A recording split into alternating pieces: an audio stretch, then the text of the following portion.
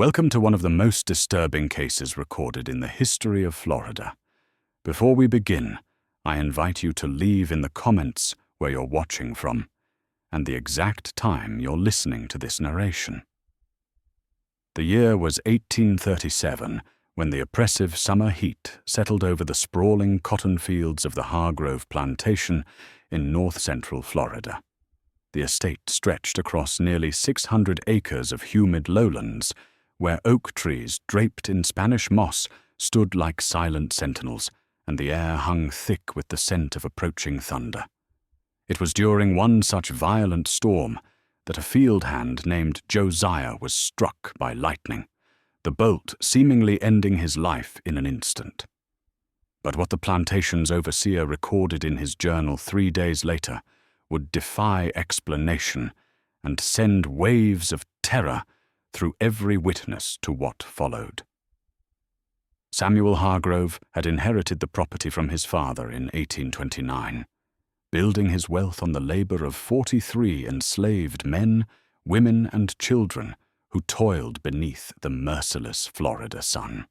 His overseer, Silas Crowe, was known throughout the county for his cruelty, a man whose leather whip left scars on backs and whose cold eyes showed no mercy to those who faltered in their work. Among the field hands was Josiah, a man in his mid-20s whose quiet demeanor and exceptional skill with crops had earned him a reputation for reliability, though such recognition brought no comfort or freedom. On the afternoon of July 12, 1837, as dark clouds gathered over the western fields and thunder rolled across the lowlands like distant cannon fire, Josiah worked alongside 11 others, their hands moving quickly through the cotton bolls in a desperate attempt to finish before the storm broke. The rain came suddenly, sheets of water obscuring vision, and in that moment when the sky split open with blinding white light, a single bolt of lightning struck Josiah directly, the discharge so powerful that witnesses later reported the sound resembled an explosion. He collapsed immediately, his body crumpling to the wet earth as smoke rose from his clothing and skin, and when Silas Crowe reached him moments later, there was no breath, no pulse, no flicker of life remaining in the motionless form. Silas Crowe knelt beside the fallen body in the rain-soaked field, his rough hands checking for any sign of breath or pulse, his face contorted with a mixture of disgust and practiced indifference as he examined the burns that traced patterns across Josiah's chest and arms like the branches of some terrible tree. After several minutes of examination, during which the storm continued to rage overhead and the other field hand stood in silent witness, Crowe pronounced Josiah dead, his voice carrying across the cotton rows with the certainty of a man who had seen death many times before in many forms. 4 men were ordered to carry the body back to the slave quarters, a collection of rough wooden structures situated behind the main plantation house, where the lifeless form was placed in a small storage shed typically used for tools and seed, as plantation protocol dictated that a body must remain for 3 days before burial to ensure that death had truly occurred and to allow time for any necessary arrangements. The shed door was closed, the body covered with a length of rough cloth, and a notation was made in the plantation ledger recording the loss of property valued at $800. But in the hours and days that followed, the other enslaved people began to report occurrences that defied natural explanation, testimonies that would later be documented in depositions taken during an unrelated court proceeding in 1839. They spoke of the air around the shed crackling with an unseen energy, a persistent static charge that made hair stand on end and caused small sparks to dance in the darkness. Animals, typically unafraid of the familiar structures of the quarters, refused to approach within 10 feet of the shed, horses whinnying in distress and dogs backing away with tails tucked and ears flat against their skulls. Most disturbing were the reports from those tasked with checking the body each evening, who claimed that touching the metal door handle produced powerful electrical shocks, jolts strong enough to knock a grown man backward and leave his hand numb for hours afterward, as though the shed itself had become charged with the same terrible energy that had killed the man lying within its walls. On the evening of July 15th, as the sun descended below the tree line and cast long shadows across the plantation grounds, Silas Crowe approached the storage shed with a lantern in one hand and a shovel in the other, intending to make final preparations for the burial that was scheduled to take place at dawn the following morning. The journal that documented this moment would remain in the possession of the Crowe family for nearly 9 decades before being donated to the Marion County Historical Society in 1923, where a graduate student named Harold Pemberton discovered it while researching agricultural practices of the antebellum South and immediately recognized the significance of what had been recorded in fading ink on pages yellowed with age.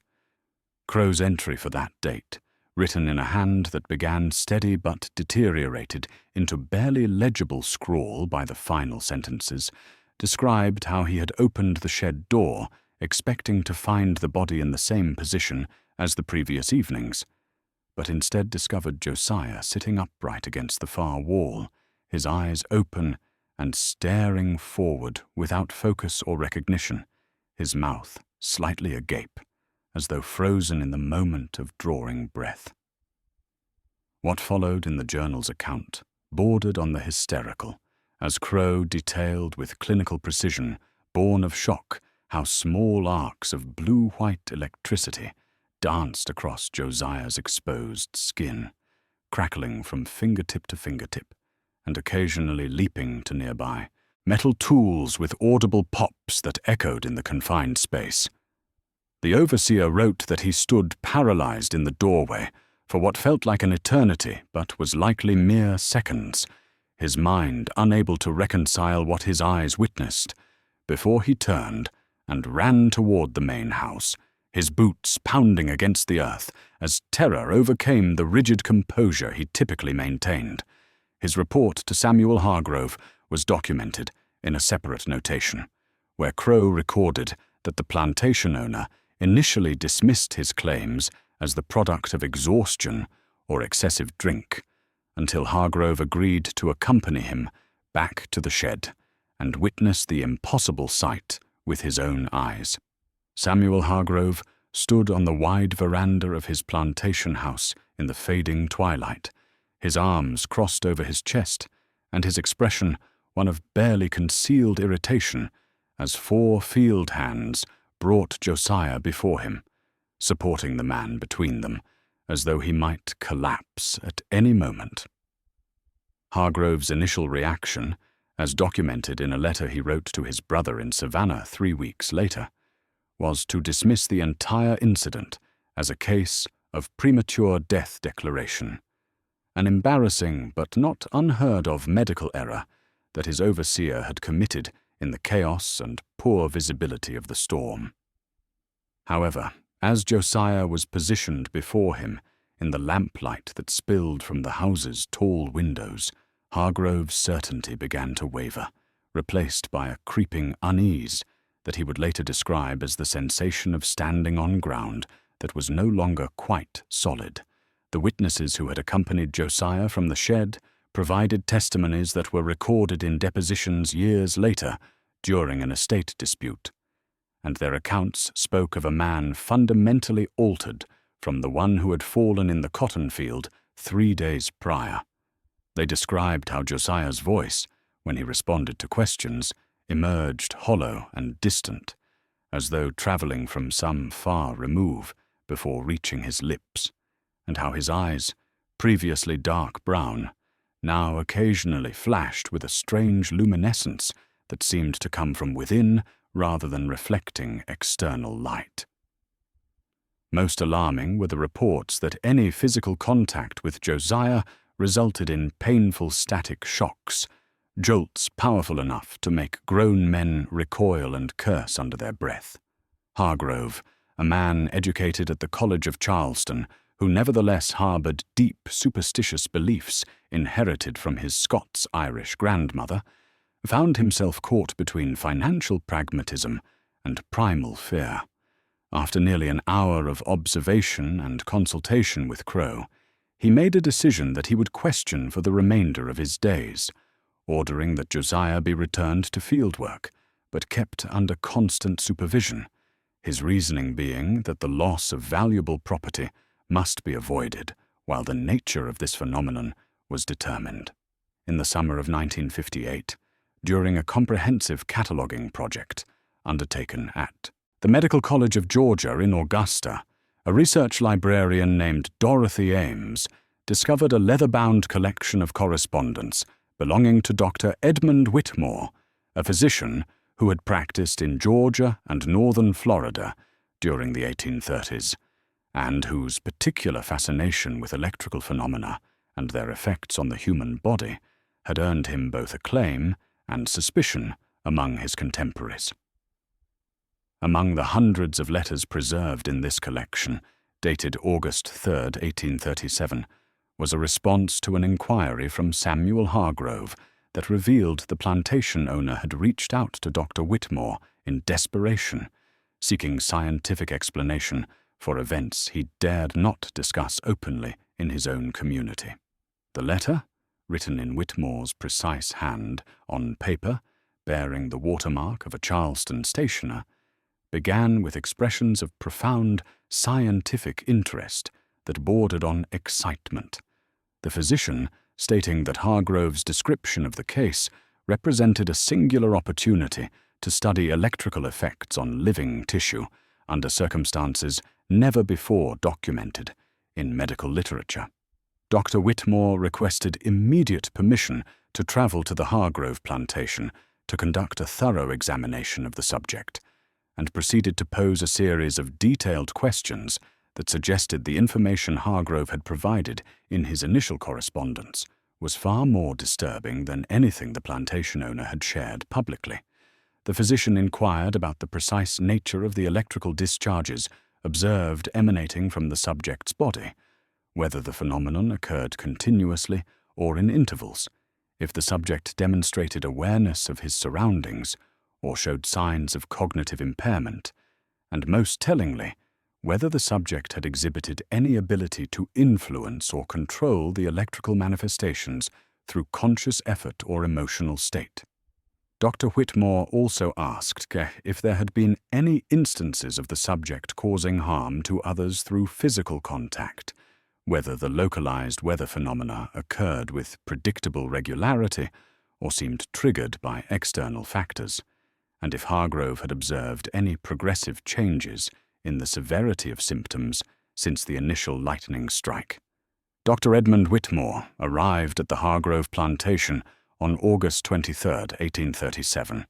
traveling by coach from Savannah with 2 leather cases containing the medical instruments of his profession,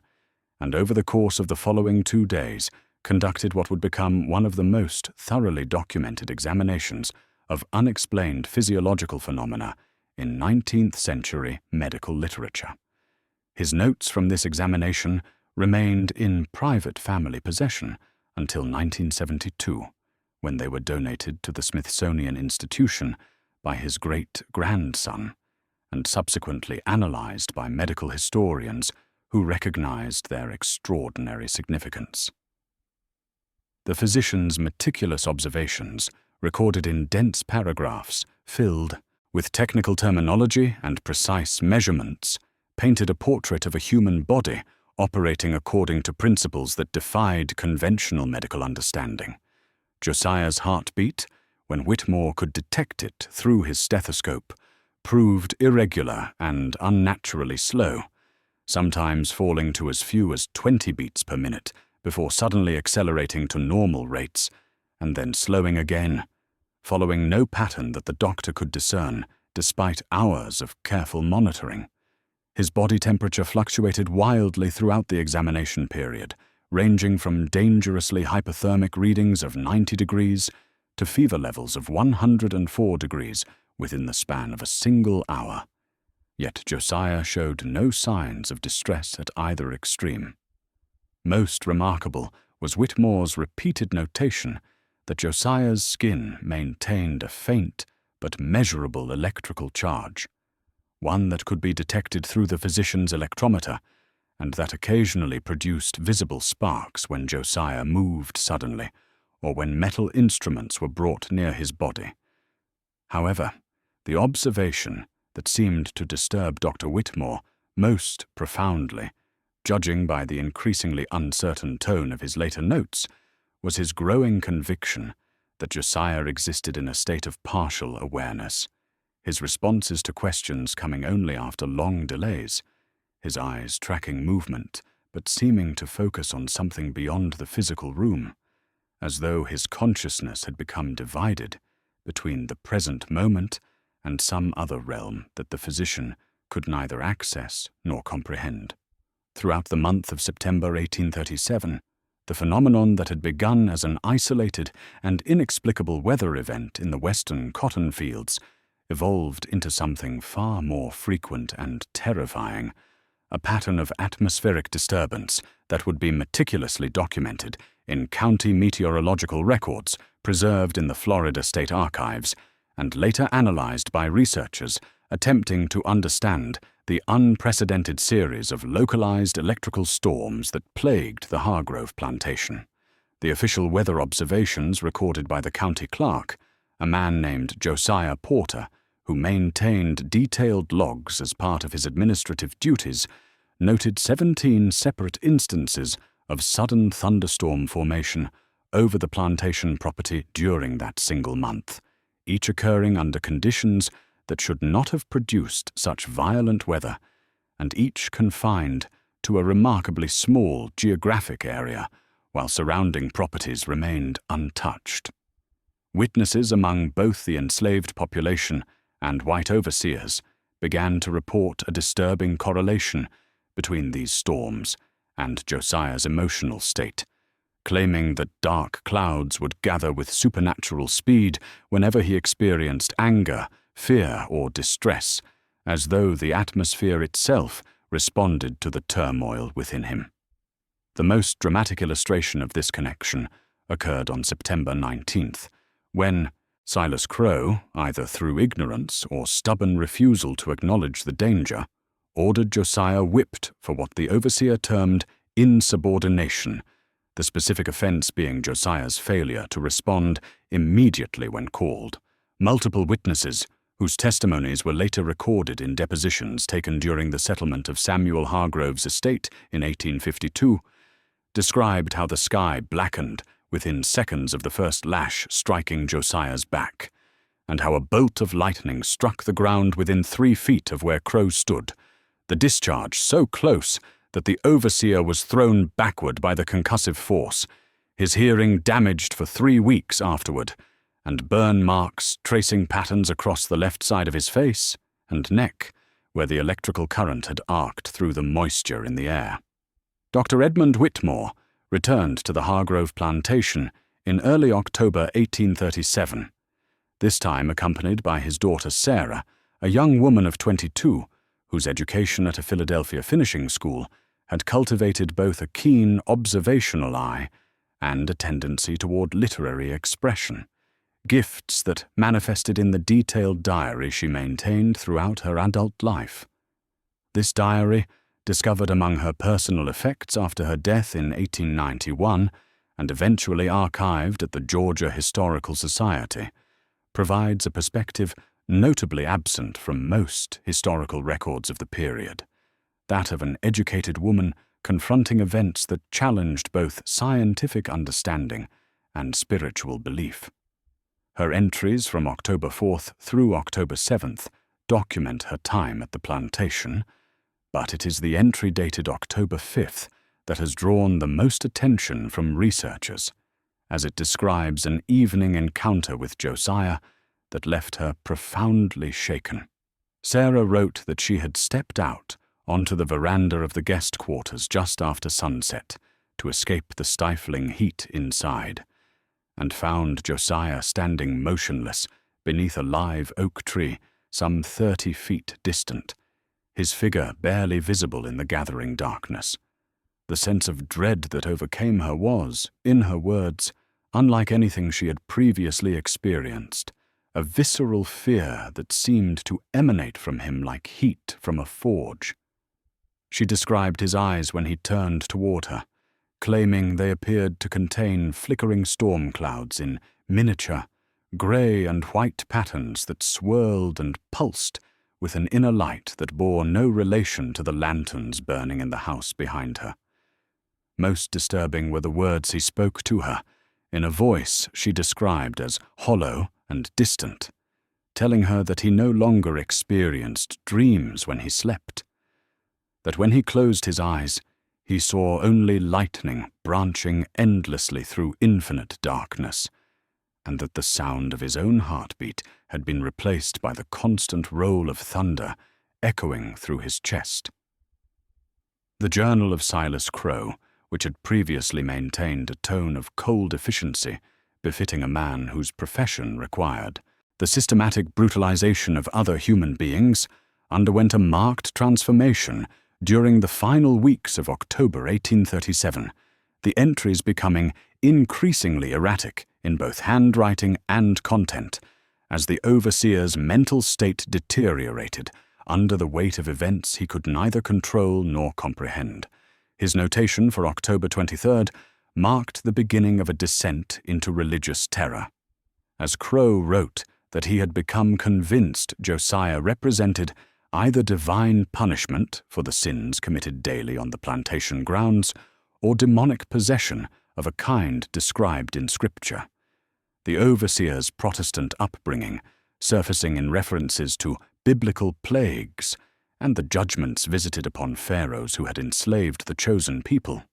More disturbing than his theological speculation were Crowe's detailed accounts of instances where Josiah appeared to predict lightning strikes moments before they occurred, the man suddenly stopping his work and looking skyward, seconds before bolts would tear through the clouds and strike nearby trees or fence posts, as though he could sense the electrical potential building in the atmosphere, or perhaps was somehow calling the lightning down through means Crowe dared not name. The overseer also documented his observations of how the enslaved population had fractured in their response to Josiah's transformation, some maintaining a careful distance and refusing to speak of him except in whispers, their fear evident in the way they averted their eyes when he passed and made protective signs that Crowe recognized as African in origin. Others, however, had begun to regard Josiah with something approaching reverence, a dangerous development that the overseer noted with alarm, as he recorded overhearing fragments of conversation suggesting that some viewed Josiah as an instrument of divine retribution, a figure who embodied the accumulated rage of all those who had suffered under the lash, and who might one day turn that terrible power against those who had wielded it so freely. The storm that descended upon northern Florida on the night of November 3rd, 1837, was recorded in county meteorological logs as the most violent electrical disturbance witnessed in the region's documented history, with wind speeds estimated at over 70 miles per hour, and lightning strikes occurring with such frequency that witnesses later claimed the darkness was transformed into a flickering twilight that lasted for hours. It was during this tempest that Josiah vanished from the Hargrove plantation, his disappearance marked by circumstances so peculiar that testimonies collected in the days following would contradict one another in ways that suggested either mass hallucination or events that transcended ordinary physical laws. Multiple witnesses, their accounts recorded separately and compared by officials investigating the incident, placed Josiah in different locations simultaneously during the storm's peak, some claiming to have seen him near the slave quarters while others insisted he stood in the cotton fields, and still others swearing he had been observed walking along the tree line that bordered the northern property boundary. The final confirmed sighting came from Samuel Hargrove himself, who provided a sworn statement to county authorities describing how he had looked out from his bedroom window during the height of the storm and observed Josiah standing alone in the center of an open field behind the main house, his arms raised toward the roiling clouds above him in a posture that the plantation owner described as either supplication or command. Hargrove claimed that he watched as lightning struck Josiah's upraised hands repeatedly, bolt after bolt descending from the sky in rapid succession, each impact illuminating the scene with blinding white light, but producing no visible injury to the man who received them, who stood motionless and seemingly absorbing the terrible energy being channeled through his body. When dawn broke over the plantation and the storm finally exhausted itself, Josiah was gone, his absence marked only by a large circular burn mark scorched into the earth where he had been standing, the grass and soil within a radius of 15 feet, blackened and fused into a glassy surface that would remain visible for decades. Samuel Hargrove's response to Josiah's disappearance was initially one of pragmatic concern rather than supernatural dread, his primary worry being the loss of property valued at $800 and the potential legal complications that might arise from an enslaved person vanishing under circumstances that defied rational explanation and invited uncomfortable questions from neighboring plantation owners and county officials. Within hours of discovering Josiah's absence, Hargrove dispatched riders to alert surrounding properties and organized search parties that combed through the pine forests and swamplands bordering his estate. These efforts documented in county records that show notices posted in Marion County and adjacent jurisdictions on November 5, 1837. The posted notices, examples of which survive in the archives of the Florida Historical Society, offered a substantial reward of $200 for information leading to Josiah's capture and return, an amount that represented roughly 1/4 of the assessed value and suggested Hargrove's desperation to recover his lost property before questions arose about the circumstances surrounding the disappearance. However, a curious notation discovered in the personal records of Sheriff Augustus Brennan, who maintained detailed logs of all official business conducted in the county, indicates that Hargrove visited the sheriff's office on November 12th and requested that all posted notices be taken down and the reward offer withdrawn, further instructing that no additional public mention be made of the incident. The reason for this abrupt reversal, occurring just 1 week after the extensive search began, was not recorded in any official document, and Hargrove himself never provided explanation in any surviving correspondence or legal proceeding. This sudden silence became the subject of speculation among later researchers, some suggesting that Hargrove had received information that made him prefer Josiah remain missing, while others theorized that the plantation owner feared the attention that continued investigation might bring to events he wished forgotten, events that challenged both natural law and the social order upon which his wealth and position depended. In the spring of 1981, during renovation work on the First Methodist Church in Lake City, Florida, construction workers discovered a sealed wooden box hidden behind a false wall in what had once been the minister's study, and inside this box were dozens of handwritten documents that proved to be testimonies collected by Reverend Elias Thornton between 1839 and 1841, a Presbyterian minister who had served several congregations across northern Florida and who apparently maintained a private interest in documenting unusual phenomena reported by members of his flock. Among these testimonies were 17 separate accounts describing encounters with a figure matching Josiah's description, sightings that occurred across a geographic area spanning from the Georgia border south to Ocala, suggesting either multiple individuals or a single person who traveled extensively through the region during the 2 years following his disappearance from the Hargrove plantation. The accounts, provided by travelers on rural roads, settlers living in isolated homesteads, and notably several enslaved people who had been granted rare permission to testify before Reverend Thornton about matters the minister deemed spiritually significant, described a man who walked alone beneath perpetual storm clouds, the sky above him always dark and threatening while surrounding areas remained clear, his presence invariably heralding lightning that struck the earth around him, but never harmed those who kept respectful distance. His eyes, according to multiple witnesses, reflected the fury of the storms that accompanied him, flashing with internal light that suggested something beyond human consciousness inhabited his form.